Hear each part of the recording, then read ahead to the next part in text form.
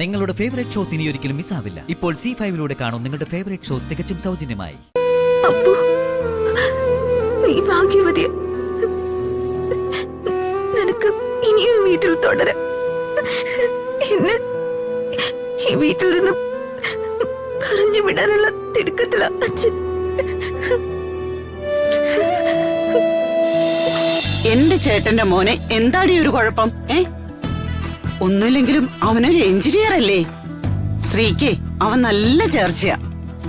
ഏട്ടൻ വേണുവേട്ടന്റെ ഫോണിൽ വിളിച്ചപ്പോ എന്തോ സൂചിപ്പിച്ചു എന്നാ വേണുവേട്ടൻ പറഞ്ഞത്.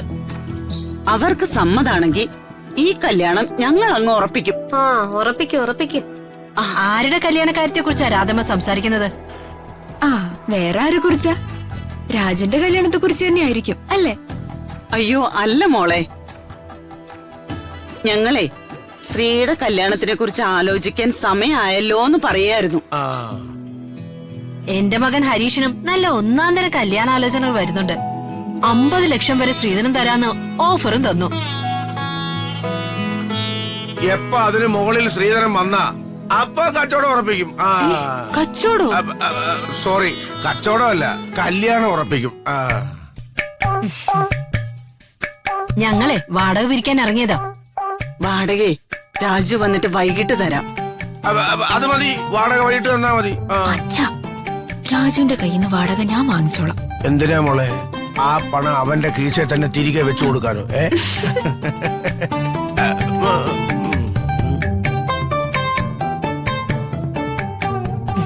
ശരി, എന്നാ ഞങ്ങൾ ഇറങ്ങാം. നടന്നോളൂ.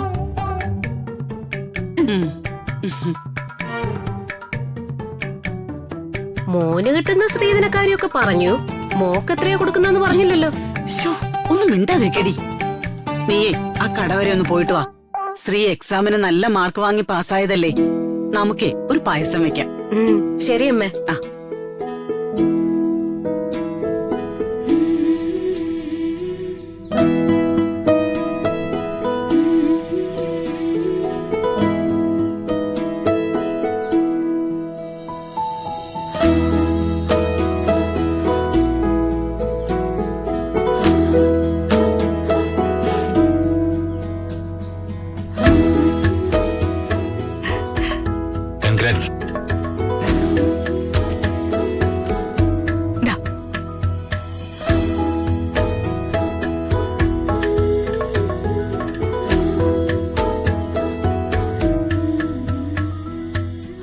എക്സാമിൽ ഫസ്റ്റ് ക്ലാസ്സിൽ പാസ്സായതിന്റെ ട്രീറ്റ് ചെറിയൊരു സ്വീറ്റിൽ ഒതുക്കുന്നത് അത്ര ശരിയല്ല കേട്ടോ ശ്രീ. തൽക്കാലം ഈ ട്രീറ്റ് കൊണ്ട് തൃപ്തിപ്പെടണം. ഒരു ജോലി കിട്ടി ആദ്യത്തെ സാലറി വാങ്ങുമ്പോ ശരിക്കുള്ള ട്രീറ്റ് ഞാൻ തരാം. സമ്മതിച്ചിരിക്കുന്നു.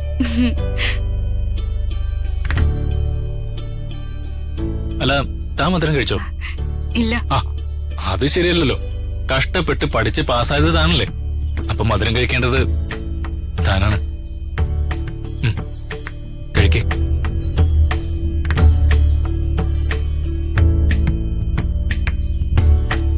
കഴിക്കടോ. ഭാവി ഭർത്താവിന്റെ മിച്ചം കഴിച്ചെന്ന് വെച്ച് ഇവിടെ ഭൂമി ഒന്നും കുലുങ്ങാൻ പോകുന്നില്ല.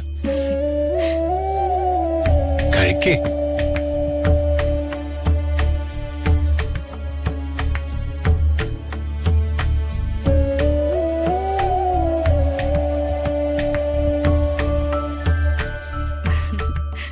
ഇനി തനിക്ക് ഞാനൊരു ഗിഫ്റ്റ് തരട്ടെ.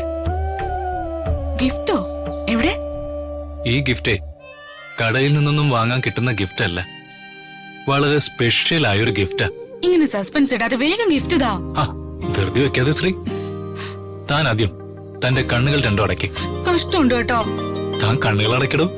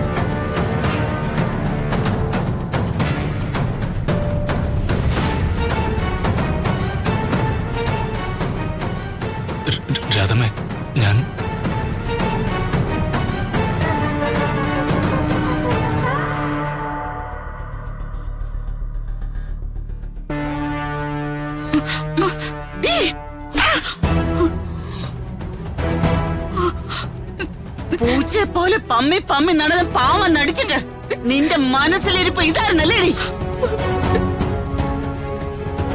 ചതിച്ചല്ലോടി നീ ഞങ്ങളെ.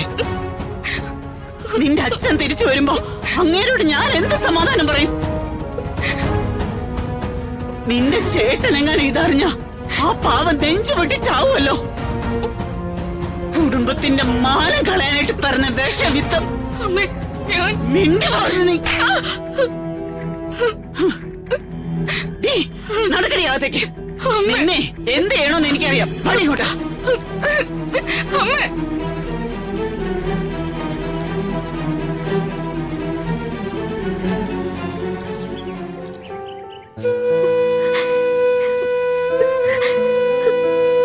അപ്പു, നീ ഭാഗ്യവതിയ. നിനക്ക് ഇനിയും വീട്ടിൽ തുടരാം. എന്നെ ഈ വീട്ടിൽ നിന്ന് പറഞ്ഞു വിടാനുള്ള തിടുക്കത്തിലാ അച്ഛൻ.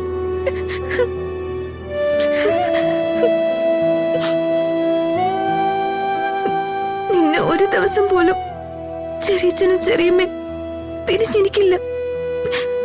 നിന്നോട് അവർ കാണിക്കുന്ന സ്നേഹത്തിന്റെ ഒരംശം എന്റെ അച്ഛൻ ഒരിക്കലെങ്കിലും എന്നോട് കാണിച്ചിരുന്നെങ്കിലെന്ന് ഞാൻ ഒരുപാട് ആഗ്രഹിച്ചിട്ടുണ്ട്. എന്തിന് ഇവിടുത്തെ വളർത്തുനായെ അച്ഛൻ സ്നേഹിക്കുന്നത് കണ്ട് ഞാൻ എന്തുമാത്രം കൊതിച്ചിട്ടുണ്ടെന്നറിയോ? ജീവിതത്തിൽ ഒരിക്കലെങ്കിലും അച്ഛൻ എന്നെ അതുപോലെ സ്നേഹിച്ചിരുന്നെങ്കിലെന്ന്. ചേച്ചി എങ്ങനെ ആശ്വസിപ്പിക്കണമെന്ന് എനിക്കറിയില്ല. ചേച്ചി ഇവിടുന്ന് ഇപ്പൊ പോരുതെന്ന് എനിക്കും ആഗ്രഹമുണ്ട്.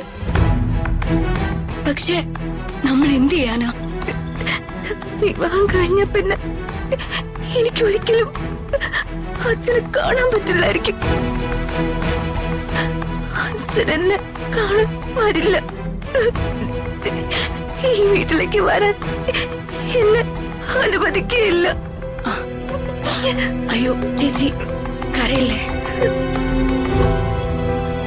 ഡൗൺലോഡ് ചെയ്യൂ C5 ആപ്പ്. കാണൂ എല്ലാ എപ്പിസോഡുകളും സൗജന്യമായി.